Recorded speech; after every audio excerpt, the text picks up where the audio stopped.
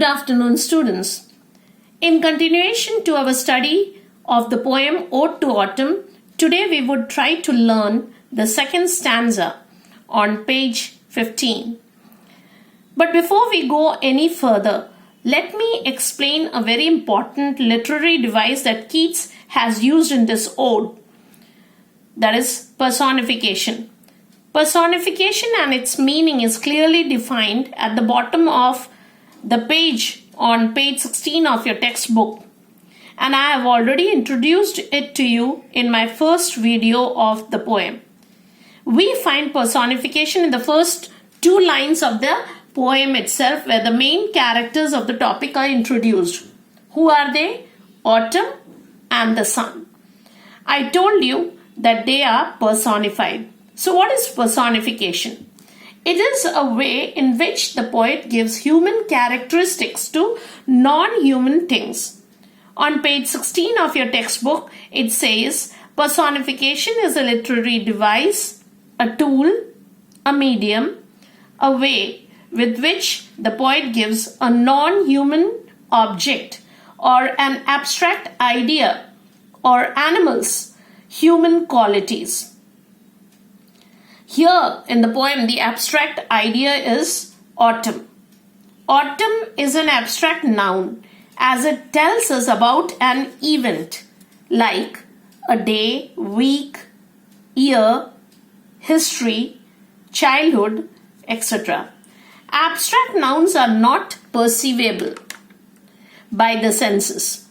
The word autumn is therefore an event or an idea. Whereas the sun is a concrete noun, something we can see, but it is a non-human object. Now I hope you have understood personification clearly. So let's begin the second part or the second stanza of the poem Ode to Autumn by John Keats.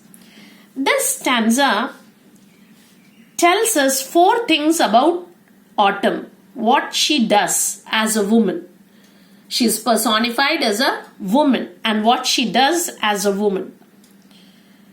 The poet begins the second stanza with a rhetorical question. Who hath not seen thee oft amid thy store? A rhetorical questioning is also a literary device of which I'll talk at the end of the explanation.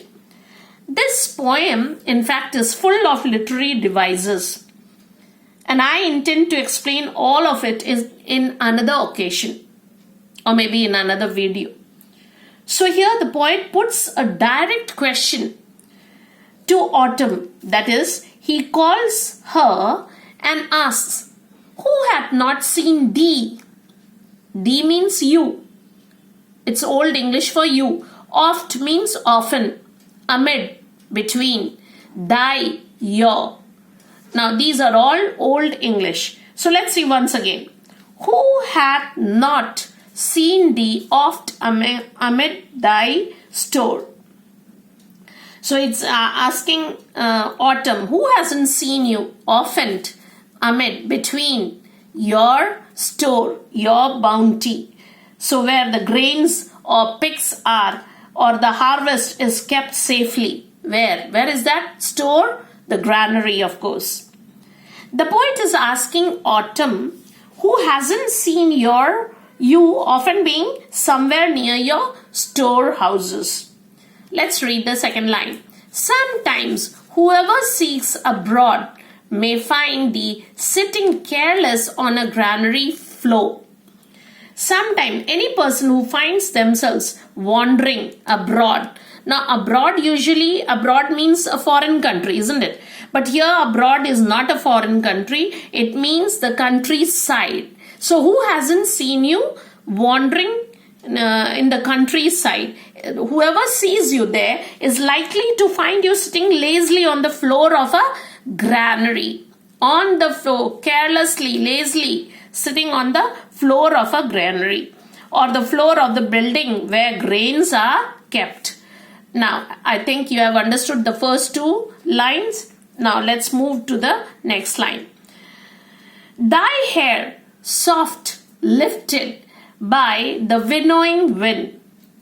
There, while you are sitting lazily, carelessly, leisurely, reclining, people will notice your hair being lifted, soft lifted, being lifted by a soft light wind that separates the strands of hair in the same way that a harvester separates the grain of wheat from its chaff or its skin. Now, winnowing is the work of separating the seed from its chaff. It's part of the process of agriculture, and all this happens in the countryside. So the poet says here that who hasn't seen you? People will find you near the granary store, and they'll see you sitting carelessly or reclining near the granary store, where your hair is lifted up. The strands of your hair is lifted up by the winnowing wind, by the wind that blows, or the breeze, light breeze that carries your hair up. Or now you see a circle over here. So I would like you to circle this on your in your textbook also. Or on a half-reaped furrow sound asleep. I'll tell you why I asked you to circle it later. So here, what does you may find her, or people could see Autumn fast asleep in the fields, where on a half-reaped furrow. Half-reaped furrow. Now, what's a furrow? It's an incompletely harvested crop row, or a row or line that was left unreaped, where she lay down to sleep. Why? Now, furrow is a line or mark made by a machine. It's a mark made by a machine. While the machine is harvesting, it makes a line over there. So it says, why? Why do you feel sleepy? We try to know, no? What is the reason she feels sleepy there? The next line tells us why she falls asleep. Drowsed with the fume of poppies while thy hook. Now, how is she drowsed? Why did she lay down to sleep while reaping? Because of the drowsy, intoxicating, drowsy or sleep-inducing fumes. Now, what is a fume? Fume, aroma, smell of the poppy flowers that grow beside the fields. Now, children, for us to wonder, can poppy flowers make a person sleepy?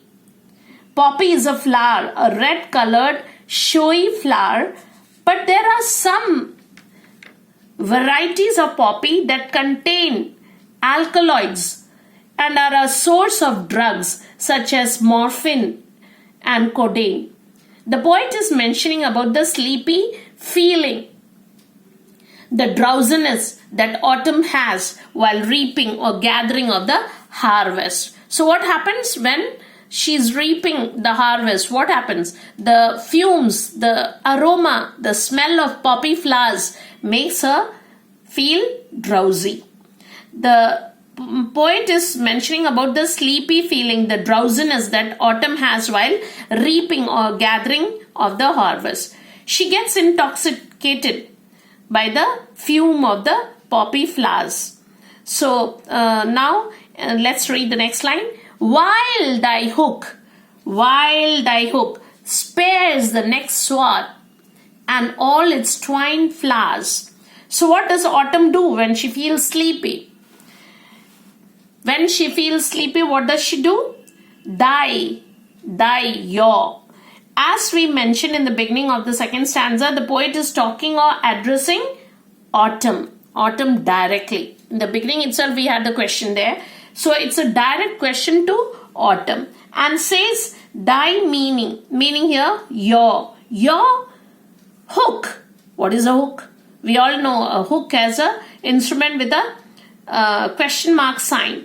It's a sickle or scythe, the instrument or tool with which she harvests the crop. Autumn is harvesting the crop. She lays down or casts or left lying at the side where she lay what? The hook, the scythe or the sickle. And therefore, next, spares the next swath and all its twined flowers. What does she do? Because she has left the scythe, the instrument, the sickle beside, and she has slept. So what did she do? She spared the swathe. Now this SWATH is pronounced swathe. Swathe. So the word swathe is a noun, which means a long narrow space or path or strip that is created by a single swing of a scythe in a field or where crops grow, or a field of grass or corn, as the cutter moved through it. So whenever a cutter reaper or cutter moves through the fields, he uses the sickle, and then when the one go, as he goes on, it's they make a line, a row in between.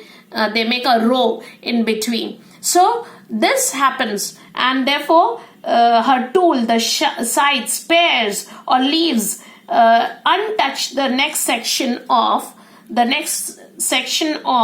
or the row of crop or corn as it lies when mown or reaped, and therefore the next section of the twisted flowers could be saved from being cut. And the next line, and sometimes like a gleaner thou dost keep steady thy laden head across a brook. And I want you to circle and. So this is the third thing the poet tells us about what autumn does. Autumn, you are like the laborer. You are like the gleaner or the person who picks up loose cuttings from the field. What does a gleaner do? He or she picks up loose cuttings that while we reap the harvest, sometimes what happens? The crop, when we cut, so all of them doesn't come neatly into our hands. Some fall down. And this later on the gleaners reap. So what is she doing? She picks up the strands of leftover crop soon after the harvest. So autumn is like one who is observant, very careful, not to let any strands of crop left lying in the field, and one who keeps herself steady while crossing steady means straight, while crossing the stream or the brook with a full heavy load of harvested crop, full of fruits and leaves on her head. Or, now you know by this time that you have to circle because you are seeing it in the textbook also. Circle the or. This is the fourth thing that autumn is doing. What does she do? By a cider press with patient look, CIDER, pronounced cider. And what is a cider press? It's an instrument. It is an instrument that crushes apples. So by a cider press with patient look, thou watches the last oozing hours by hours. So again now, here the poet says, so other times what do you do? Where is autumn to be seen? She is seen sitting patiently by the cider press, watching it extract the juice of the fresh apples, noticing or watching intently how the juice and the pulp slowly oozes out of the machine over the course of many hours. So here, children, we come to the end of the second stanza. But before winding up, let me ask you this. Think about it. I wonder what are the 4 things the poet finds the autumn doing in and around the fields. I've already mentioned it in the video. Now it's time for you to write it down. What are the 4 things that the poet finds autumn doing?